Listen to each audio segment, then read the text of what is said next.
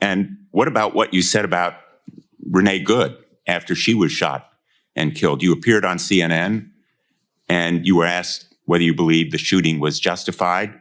And you replied, quote, absolutely. If you're scared of Renee Good going 2 miles an hour in a friggin' minivan, you are the biggest snowflake in the world if you've put a bullet in an American citizen like that. Do you regret that statement as well? Senator, it's very clear that an officer had to make a split decision in that case as a car was running towards him and did strike him. At that point, that car becomes a lethal weapon. And an officer that there was another officer obviously giving her verbal commands. So are you saying, and I apologize for interrupting you, but yes, you're saying you do not regret that statement? I'm saying that the investigation is going on, but what we've seen— There is no investigation, Senator. It's Ken Harbaugh with the MeidasTouch Network. We're about to get a new Homeland Security Secretary, and Ken Casey of Dropkick Murphys called it. The guy is a snowflake. He talks about fellow senators deserving to get assaulted. He pounds his chest and brags about deploying on fake secret missions. He acts like a schoolyard bully in Senate hearings. Remember this? You want to do it now? I'd love to do it right now. Well, stand your butt up then. You stand your butt up. Oh, hold on. Oh, stop it. Is that your solution every poll? No, sit down. Sit down. Okay. You're a United States Senator. This is a guy whose entire persona celebrates bullies, like the ones who murdered Alex Preddy and Renee Good. Meanwhile, anytime he's actually faced real danger or the opportunity to risk something in service of others, he's found a way out. Here he is in the House chamber during the January 6th insurrection, defending, it appears, a bunch of empty benches as the real heroes of that day defend him. In a second, I'll share my conversation with one of those heroes, Mike Fanone. But back to Senator Mullen, the tough guy who talks about the smell of war in your nostrils, yet somehow found a way to sit out the longest wars in America's history in Iraq and Afghanistan. Trust me, veterans can smell this kind of fraud a mile away, and so can Senator Peters. This exchange is brutal. On March 2nd of this year, you told Fox News interview, quote, "War is ugly. It smells bad. If anybody has ever been there and been able to smell the war that's happening around you and taste it and feel it in your nostrils and hear it, it's something you will never forget." On March 3rd, in a podcast interview, you stated, quote, "I did special assignments outside of DOD." I think there's a misunderstanding here that I could clear up if you want me to clear up for you. Please. Okay, so this is official trip, and it is classified. But in 2015, I was asked to train with a very small contingency, and like I said, that was an official trip that is classified. This is an official trip while you were a member of Congress. Yes, 2015, 2016, I was a member of Congress. And some of it may be public, but it would be very small. Most of it, because of my recollection, which we're going back 10 years, I think there was only 4 people read in on it. So where did you smell war? Sir, I just said that this was classified. We know this guy. He's usually the one alone at the bar, craving attention, talking about how the missions he did were so secret there's no record of them. But in this case, thanks to John Fetterman, who provided the last vote to get Mullen out of committee, that loser at the bar who every vet is secretly laughing at is about to become the Secretary of Homeland Security. We spent a lot of time here covering the previous secretary, Kristi Noem, to expose the incompetence and cruelty she brought to the department. I'm not convinced that it's going to be any better under Markwayne Mullin. He has signaled no intention to deviate from the brutal policies of his predecessor, and his whole persona of bullying and performative masculinity is the antithesis of the professionalism we need restored to federal law enforcement. And remember, ICE's budget has not been constrained. They got more money in the last round of appropriations than the U.S. Marine Corps, and they're going to spend it. We're going to keep shining a light on that, on the brutal tactics, the violations of fundamental human rights, and especially the massive investment in these inhumane camps that concentrate detainees. I had an extraordinary opportunity last week to talk with three people who have led the fight against ICE. Mike Fanone, who defended the Capitol on January 6th, epitomizes professionalism. His example is such a stark contrast to those ICE agents who give law enforcement a bad name.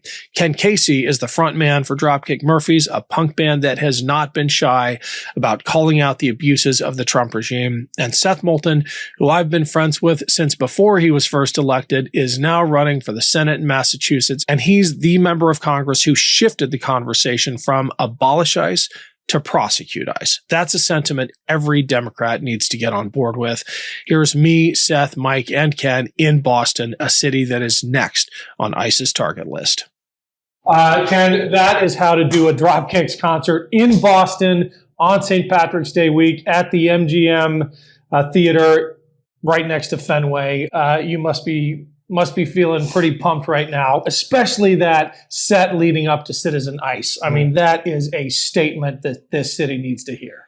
Well, every city needs to hear it. Yeah. The whole country needs to hear it. There's a lot of people. Bruce, everyone's been doing, protest stuff, which I love, but, it needed a hardcore song, right, Mike? Let's go.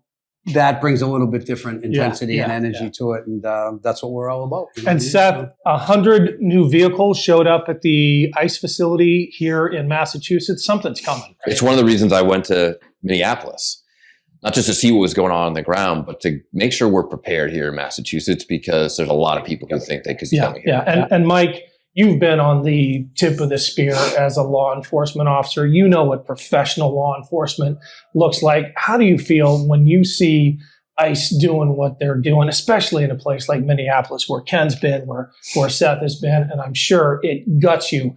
No one hates a bad cop as much as a good cop. It pisses me off. I mean, it pisses me off because I know what the lasting effects of what's happening today on the streets here in this country. And how it's going to adversely impact the relationship between, like you said, good law enforcement officers, good law enforcement agencies, and the communities that they're charged with protecting and keeping safe. People are watching what's happening. They're seeing the way that these ICE agents, CBP agents are conducting themselves, and they're painting law enforcement with a broad stroke. And that, like I said, is going to adversely impact those relationships. And every good cop knows that you're only as good as the relationship that your agency, that you have with your community. It's Ken Harbaugh. What you're about to see in this trailer for the upcoming Midas Defense documentary, Drone Hunters of Kherson, is real combat footage shot by me and my crew in Ukraine. Over the past few years, I've gone back to the front again and again, embedding with Ukrainian suicide drone crews and anti-drone units from rooftops overlooking Kyiv to the Black Sea coast to trenches outside Kherson. That access didn't come easily. It took time and a level of trust that gets built by showing up when others won't. Drone Hunters of Kherson is the culmination of that work, a documentary that puts you inside the units that are writing the playbook for the battlefields of the future. What these crews are doing right now in Ukraine, the tactics, the technology, the bravery, has direct bearing on what American forces are facing in the Middle East today. This is the future of warfare, and it's not theoretical. It's happening now. Drone. The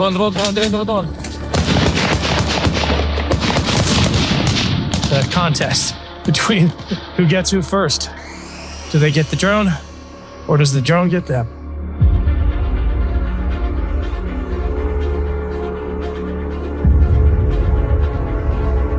We're that close to the front. There's a rubble everywhere, but people are still surviving. We just got an alert that there is a wave of 12 Shaheeds flying in over the Black Sea. Fire!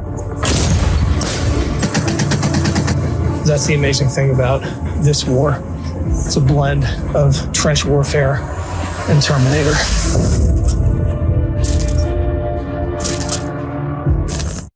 Yeah. Ken, talk to us about accountability. This merch is pretty much a punch in the face. It's a wake-up call, right? My this hope is you is that we guys. see them all in jail someday for their actions. Listen, nothing. It was never about immigration. It's about for-profit prisons. Why are they building all these private prisons if we're going to send everybody home? It's about control. It's about, a private army for Donald Trump. And it's about making money off locking up immigrants. And the Dropkick Murphys have been telling the immigrant story our whole career. And especially Irish Americans who came here and, because of, they're able to ascend and via the labor movement and be able to get into the political system and everything and ascend to the middle class in a few short generations to forget how they got here. Yeah. It just sickens me to think, we'll close the door behind us. You know what I mean? And, listen, I don't think anybody doesn't agree that, sensible immigration control policies are necessary.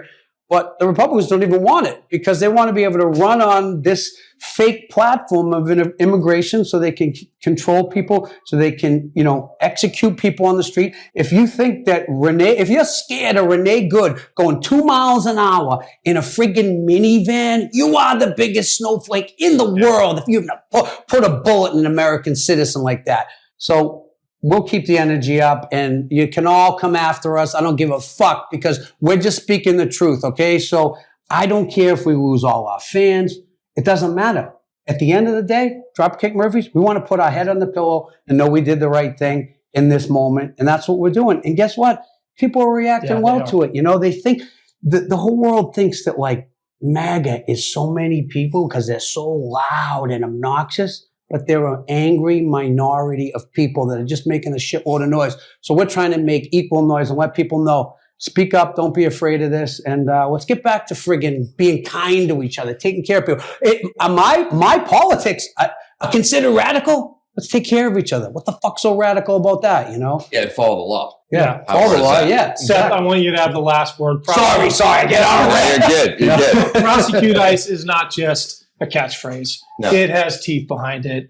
And as a member of Congress, it's not just a slogan, it's a promise.